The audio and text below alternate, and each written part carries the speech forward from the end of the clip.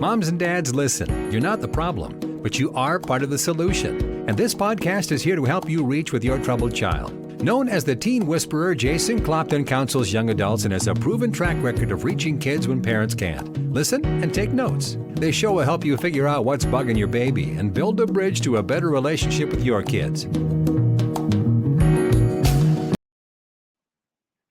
You are listening to the Teen Whisperer, Jason Clopton. I'm your host, Jason Clopton, and super excited to be here with you today. A couple of great topics I want to definitely discuss today on the show.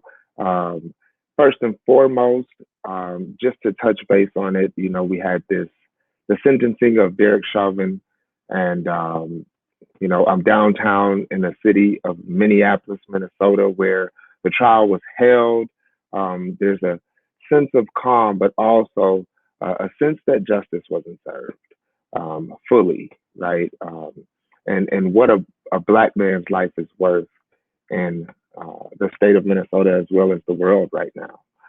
So some people in disbelief, some people happy, but downtown Minneapolis right now, just kind of understanding what the perception is and what the perspectives are of the people. Because the people are the ones who are around our children, and our children need to understand and process this situation. So let's make sure that we're educating ourselves as well. Let's make sure that we're not distancing ourselves or diverting from or trying to avoid the conversations that we need to have, right? We need to have. And one of those things is what justice looks like in this situation. So again, rest in peace, George Floyd. In the city of Minneapolis, we will continue to fight for justice. But going above and beyond that, just talking about our youth, there was a story in Good Morning America that I heard about not too long ago. Dr. Laura Berman shed some great light on some interesting and very critical topics that we need to have some discussion about, right, with our youth. And Dr. Laura Berman, I don't know if you guys know this, Laura Berman had a show on the Oprah Network, and she's a mental health specialist. But Dr. Laura Berman is a great individual who has always done good work. And she lost her son to drug use, and social media had a lot to do with that drug use. So Dr. Laura Berman started dropping some jewels recently. And she's now considered to be this mother on a mission. And the topic that she dropped some jewels on, I felt, you know what, I got to get this information to my whispers, but we also got to have some discussion about that, right? We also got to have some good, healthy discussion about that. So what Dr. Berman shared with us was the fact that her son was kind of secretly living this lifestyle and having and using drugs and connecting with the dealers via social media, Snapchat to be exact. And oh, y'all, every time I hear these types of stories, my heart drops, right? Because I know my daughters use social media. So then I get in this mode where I'm going through it, I'm checking everything, and give me the passwords, and I'm like, you got to tell me what's going on, and you don't know what's going on. These are people who are out here preying. They are predators. I hope you guys are predators preying on our babies via these social media sites. And it's difficult for us, right, as parents, as teachers, as community members, those who sit back and watch our children just bury themselves in their phone, right? It's a difficult space for us to be in because our children want to run to that space. It's a space that they're comfortable with, they're familiar with, a lot more familiar with the internet and social media than I am. I'll tell you that. Dr. Laura Berman describes them as like digital analysts or something like that. But anyway, they're familiar with this space. They're comfortable with this space. Have you ever seen a teen go to their social media outlet and have a discussion with the social media world that you wish they would have had with you first? And that's what we have to understand, is that's their place of comfort, right? That's where they run to. So there's predators out there who are preying on the fact that our teens want to go to this space. So they're using this kind of secret language, y'all. And the jewels that she dropped were some of the emojis that she recognized and learned that was being exchanged between some of the dealers and her son. her 16-year-old son. This is a teenager who was almost a straight A student, full of life, funny, great personality, and then death, right? Doesn't get to live a full life, doesn't get to experience what it's like to be 18 or 21 years old in the world.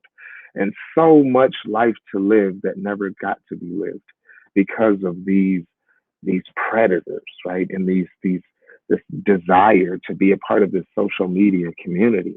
Now, what I want to tell you parents and what I want to talk about in this space, right, is some of the jewels that she dropped were some of those social media emojis that were being used to have this kind of, you know, secret dialogue about drugs.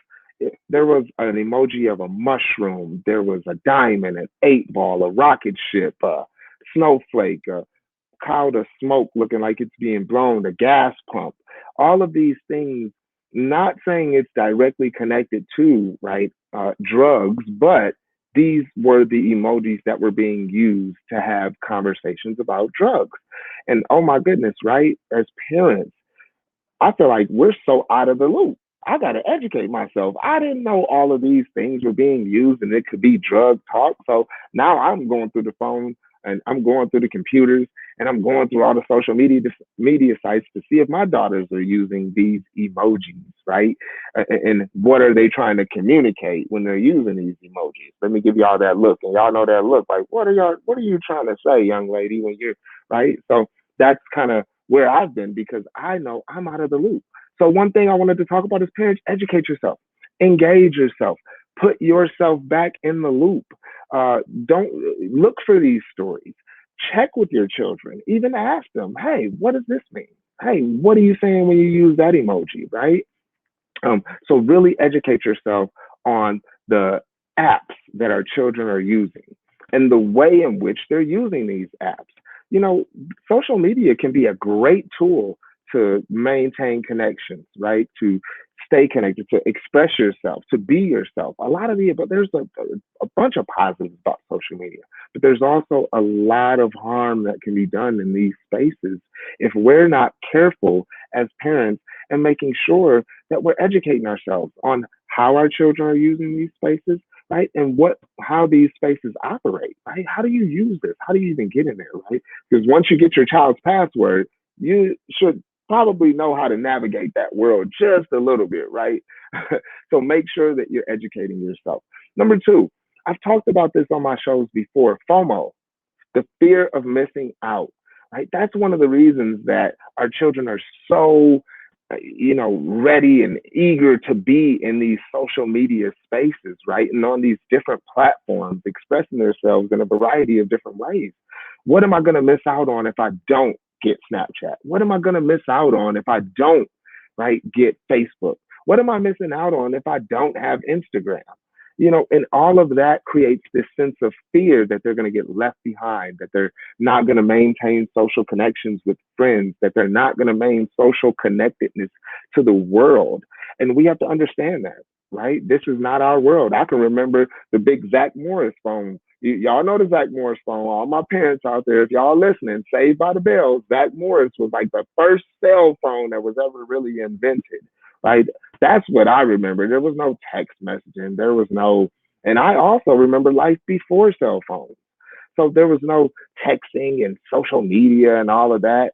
And then MySpace came later on, but that's a totally different conversation, right? But again, it's understanding their world now. So yeah, educate yourself, but we also have to understand what that fear creates, of that fear of missing out, what that does to our children. And I always talk about the cognitive behavioral approach to that, right?